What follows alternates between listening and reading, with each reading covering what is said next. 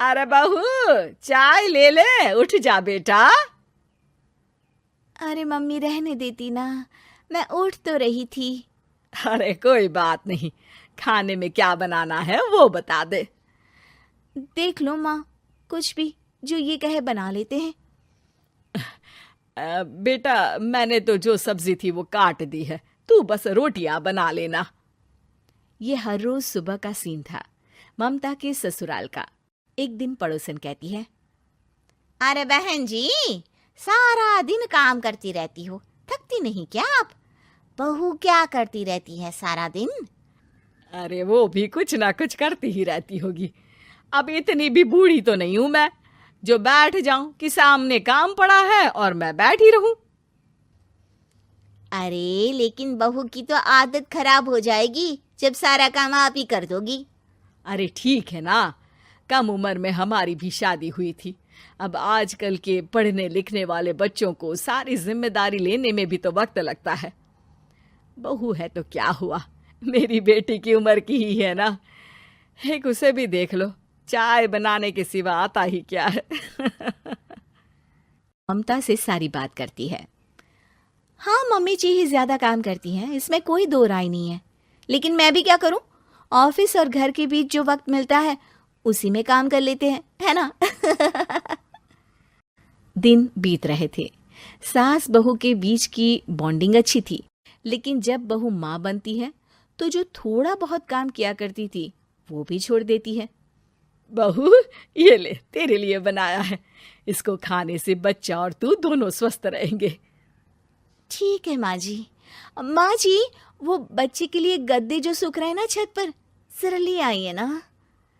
तभी वहां पति आ जाता है। अरे माँ रुको, मैं ले आता हूँ, तुम मेरा खाना लगा दो। माँ किचन में चली जाती है। पता है, बगल वाली डॉली है ना, वो लोग हमारी साइड के हैं। उसकी सास ने तो उसकी हड्डियों को मजबूत करने वाले लड्डू बनाए हैं। उसे भी बच्चा हुआ है ना। पता नहीं मम्मी जी क्या पानी सा उबाल कर दे देती है, मैं तो बस वही खा लेती हूँ। अरे तो तुम्हारे साइड बनता है तो तुम अपनी माँ से बोल दो, वो बना देंगी। आहा, माँ की तबीयत ठीक नहीं रहती, तुम जानती हो ना, कैसे बनाएंगी वो? अरे क्या हो गया सासू माँ को? कल तक तो फेसबुक में किटी की फोटो डाल रही थी। अच्छा अच्छा, चुप रहिए। डॉली की सास ने मनाया है, तुम लोगों का भी तो फर्ज बनता है। तभी वहां सास आ जाती है। ये ले बहू, गर्म पानी की बोतल, गर्म पानी पीने से पेट अंदर हो जाएगा। नहीं नहीं माँ जी, गर्म पानी पीने से प्यास नहीं बुझती। अरे पी लेना बेटा। वो बगल वाली डॉली को तो जानती है ना, जो तुम लोगों के साइड की है। तेरे साथ ही उसका भी बच्चा हुआ था। बेचारे का कोई ख्याल रखने वाला नहीं, सारा काम करती है और रात में बस एक लड्डू खाकर सो जाती है।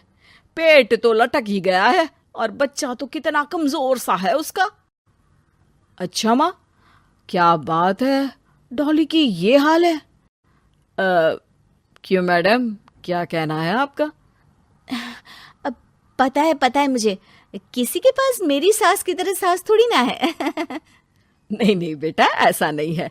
मेरे लिए तो तुम सभी मेरे बच्चे जैसे ही हो। ममता को समझ में नहीं आता कि वो सास में कैसे कोई बुराई निकाले, क्योंकि हर कोई उससे उसकी सास की तारीफ ही किया करता था। एक रोज ममता के घर उसकी ननद आती है। अरे भाभी, मुन्नी को तो 6 महीने हो गए, आप अभी भी बेड पर हो। आ गई है आप? कैसी हैं बुआ? बच्चा होने के 6 महीने बाद आई हैं आप? भाभी, अमेरिका दूर है ना, तो वक्त लग जाता है। अब इनकी छुट्टी अभी थी तो सभी आ गए। वैसे माँ कहाँ है? थकी हारी सास बेटी को देखकर खुश हो जाती है। माँ, इस बार तेरा वीजा तैयार है, मेरे साथ चलने को तैयार रहना। हाँ हाँ बेटा, मैं तैयार हूँ। अरे ऐसे कैसे माँ, मैं कैसे मैनेज करूंगी? कैसे मतलब? जैसे मैंने किया अमेरिका में, आप इंडिया में कर लेना। वैसे आपका तो मायका भी पास ही में है ना। हाँ वो तो है, लेकिन वहाँ माँ के पास वक्त नहीं होता, ईश्वर भक्ति में उनका सारा समय चला जाता है। भाभी, बेटी परेशान हो तो माँ का ध्यान आरती में कैसे लग सकता है? समझ में ही नहीं आता। वैसे भी अब माँ को मैं अपने साथ ले जा रही हूँ। माँ को विदेश घूमने का शौक है ना। ममता मन मारकर चुप हो जाती है, लेकिन मन ही मन सोचती है कि वो कैसे सारा काम मैनेज करेगी। पति का खाना, नाश्ता, मुन्ने को नहलाना धुलाना, फिर रात भर इसके लिए दूध तैयार करना। माँ तो सारा काम करती थी। हे भगवान, ना भाई ना। क्या हुआ भाभी? क्या सोचकर ना भी ना कर रही हो? अरे कुछ नहीं, बस बच्चे के बाद से ही कमजोरी ज्यादा हो गई है ना, तो अचानक से बड़बड़ाने लगती हूँ मैं। अगले दिन ममता अपनी माँ को फोन करती है। राधे राधे। माँ मैं क्या करूँ, मेरी सास तो अमेरिका जा रही है बेटी के पास। अब घर का सारा काम, बच्चा, सब कैसे मैनेज करूँगी। तू आ जाना माँ कुछ महीनों के लिए मेरे पास। अरे ना ना ममता, मेरे बस की बात नहीं है काम धाम। अरे तू तो जानती है ना, मैंने तो तेरे भाई की शादी भी गरीब गांव की लड़की से इसीलिए ही की थी कि वो चुपचाप घर का सारा काम करे। वैसे भी अब तो आदत भी नहीं रही मेरी काम करने की। ममता को माँ पर बहुत गुस्सा आता है। ठीक है माँ, देख लूंगी मैं, लेकिन मेरी मुसीबत के वक्त आप मेरा साथ नहीं दे रही है। अब भूल जाना मुझे।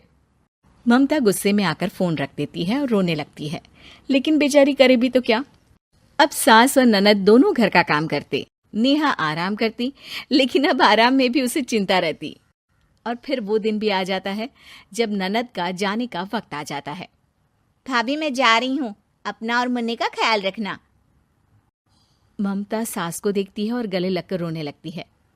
माँ जल्दी आ जाना।